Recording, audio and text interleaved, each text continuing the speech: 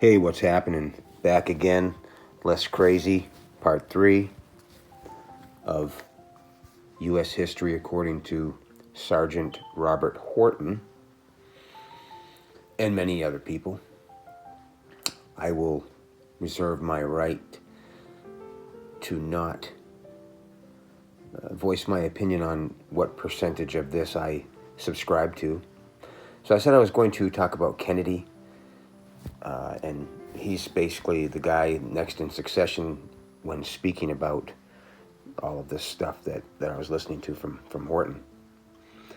Kennedy is elected, gets into office, and he is so concerned with this, what many think is a global banking conspiracy,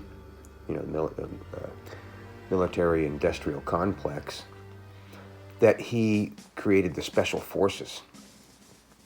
And he gave a speech. I'm just going to give you some quotes from his speech. He's so concerned with them for this reason. This system has conscripted vast human and material resources into the building of a tightly knit, highly efficient machine that combines military, diplomatic, intelligence, economic, scientific, and political operations. Its preparations are concealed, not published. Its mistakes buried, not headlined. Its dissenters silenced, not praised. No expenditure is questioned, no rumor is printed, no secret is revealed. He said, they rely on infiltration instead of invasion, on subversion instead of elections, and on intimidation instead of free choice. So, obviously he's very, very concerned. He makes that speech publicly. He then started working with people to reinstate the silver standard. 10 days later, he was publicly assassinated, murdered, head blown off. Because you're messing with the printers, man. You're messing with the Phoenicians. And so George W. Bush becomes the head of the CIA. Reagan's in office. Reagan warns us, okay? Now, you have to understand Reagan, Clinton, Trump, all these people, some of them, don't feel that you're worth taking a shit on. Some want to take a shit on you and rub your face in it and maybe make you, consume it and die drowning in it. And, so there's levels of, but none of these people are out for you. It's your responsibility anyway, but I digress.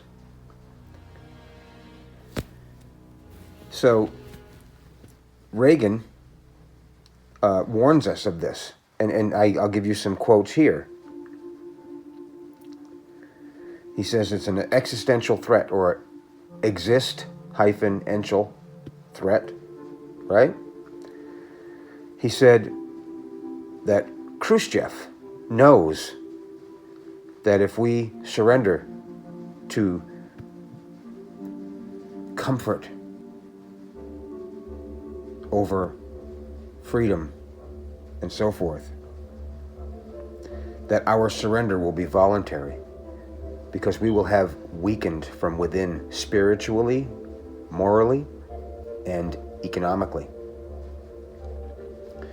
He asked, are we being indoctrinated to feel that we would rather live on our knees than die on our feet? Is life so dear and peace so sweet that to be purchased for the price of chains and slavery? Some pretty powerful words there. Apparently, George H.W. Bush tried to have Kennedy assassinated 5 times, and apparently that's been declassified. I have not searched that knowledge.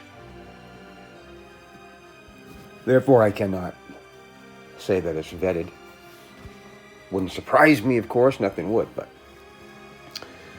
And so at this time, right about when Kennedy was assassinated, a little after that, there were only 9 banks left in the world that were not run by the Rothschilds in some way. So they had to go after the oil because 7 of those banks were in the Middle East. They actually had a memo. This is public now, naming 7 countries that they plan to overthrow. That sounds like, what our founding fathers wanted. Not. Number 1, Iraq. Number 2, Syria. Number 3, Lebanon. 4, Libya. 5, Somalia. 6, Sudan. And 7, Iran. All in 5 years. Later on, they added Venezuela and went after Chavez. So, again, if this is all true, wow, right? So that's what I got for today. Wanted to make it as short as possible. Next, I'm going to be talking about the Event Horizon year that I mentioned, 1999.